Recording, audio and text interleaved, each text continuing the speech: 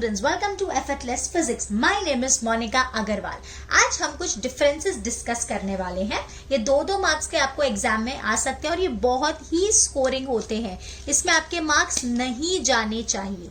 तो जो पहला हम कर रहे हैं वो है प्रोग्रेसिव वेव और स्टेशनरी वेव का. प्रोग्रेसिव वेव मतलब जो आगे बढ़ती जाती है. स्टेशनरी वेव वो किसी फिक्स्ड रीजन में कन्फाइंड रहती है. तो यहाँ क्या लिखा है? Disturbance travel from one point two another. मतलब ये आगे ऐसे जाती जाएगी एंड आगे बढ़ती जाएगी. और इसकी बात करेंगे तो ये कुछ रीजन में कन्फाइंड रहेगी. So disturbance remain in the region where it is produce. उसी रीजन में ये कन्फाइंड रहती है. It has a definite velocity. इसकी कुछ फिक्स वेलोसिटी होती है. इसकी टोटल वेलोसिटी अगर आप देखोगे जीरो होगी. क्यों जीरो? बिकॉज गई सपोज v और जो रिटर्न आ रही है ना वो वेव. ये स्टेशनरी वेव कब बनती है? जब एक वेव जाती है और दूसरी वेव आती है तो दोनों की वेलोसिटी ऑपोजिट होती है तो वो कैंसिल हो जाती है. तो इसलिए हमको मिलती क्या है? Net velocity zero. इसमें हर एक पार्टिकल का एम्पलीट्यूड सेम होता है. इसमें ऐसा नहीं होता. हमने डेरिवेशन भी किया है और हर एक पार्टिकल का एम्पलीट्यूड क्या होता है वो भी हम निकाल सकते हैं. राइट? तो हियर एम्पलीट्यूड्स आर डिफरेंट. यहाँ पे सारे पार्टिकल्स मूव करते हैं मतलब सब ऑसिलेट करते हैं. यहाँ ऐसा नहीं होता. यहाँ नोड्स जो होते हैं वो बिल्कुल भी ऑसिलेट नहीं करती.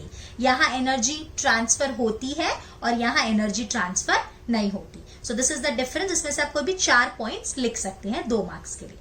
दूसरा होता है free vibration, force vibration. Free vibration का क्या मतलब है ना? हर एक बॉडी के पास अपनी एक नेचुरल फ्रीक्वेंसी होती है.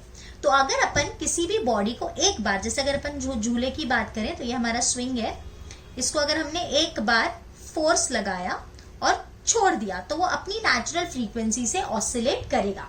लेकिन बार बार क्या होता है? हमको उंगली करने की आदत है. हम बार बार क्या करते हैं? बार बार हम उस पर फोर्स लगाते हैं. तो अगर हम बार बार फोर्स लगाएंगे तो क्या होगा? वो बॉडी अपनी नेचुरल फ्रीक्वेंसी से ऑसिलेट नहीं कर पाएगी.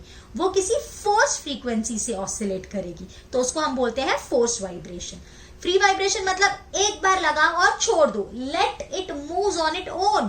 तो वो अपनी नेचुरल फ्रीक्वेंसी से वाइब्रेट करती है. लेकिन हम क्या करेंगे? हम बार बार उस पर कॉन्स्टेंटली रिकरिंग फोर्स लगाते जाएंगे. तो क्या वो नेचुरल फ्रीक्वेंसी से वाइब्रेट करेगी? नहीं. अब वो फोर्स फ्रीक्वेंसी से वाइब्रेट करेगी. उसका एक डिस्कशन है, देखते हैं. These vibrations are produced when disturbed from its equilibrium position and release. यानी एक बार equilibrium position से रिलीज किया और छोड़ दिया. These vibrations are produced by an external periodic force of any frequency. Periodic मतलब हम बार बार उस पर फोर्स लगा रहे हैं. Force is required only initially. सिर्फ एक बार फोर्स लगाना है, यहाँ बार बार फोर्स लगाना है.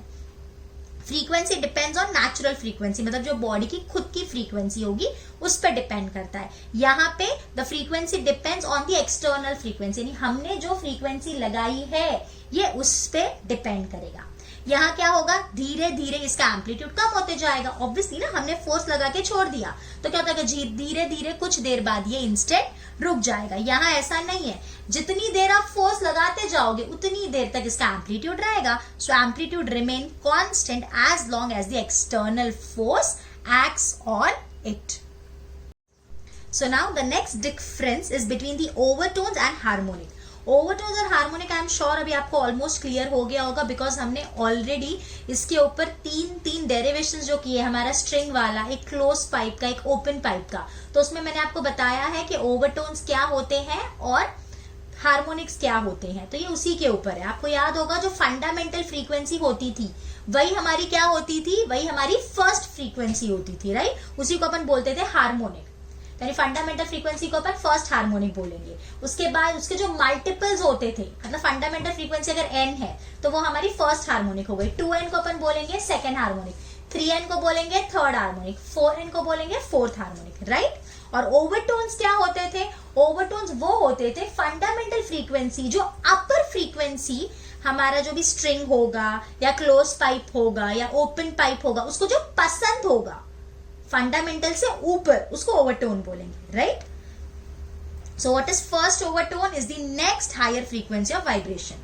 जो फंडामेंटल फ्रीक्वेंसी होगी उससे जो एक हायर फ्रीक्वेंसी होगी उसको अपन फर्स्ट ओवरटोन बोलते हैं. Whereas first harmonic is the natural frequency of vibration. यानी जो फर्स्ट फंडामेंटल फ्रीक्वेंसी है बेसिकली वही हमारी फर्स्ट हार्मोनिक है। Overtones are not necessary integral multiple of fundamental frequency. ऐसा जरूरी नहीं है कि ओवरटोन हमेशा इंटीग्रल मल्टीपल्स हो फंडामेंटल फ्रीक्वेंसी के। However, harmonics are always simply integral multiple of fundamental frequencies। ठीक है, यानी यहाँ पे हार्मोनिक मैंने आपको बोला 2n, 3n, 4n ऐसा होगा। ओवरटोन के साथ ऐसा नहीं है, 3n होता है, फिर 5n होता है, फिर 7n होता है, सिर्फ ऑड मल्टीपल्स अगर आपको याद हो तो।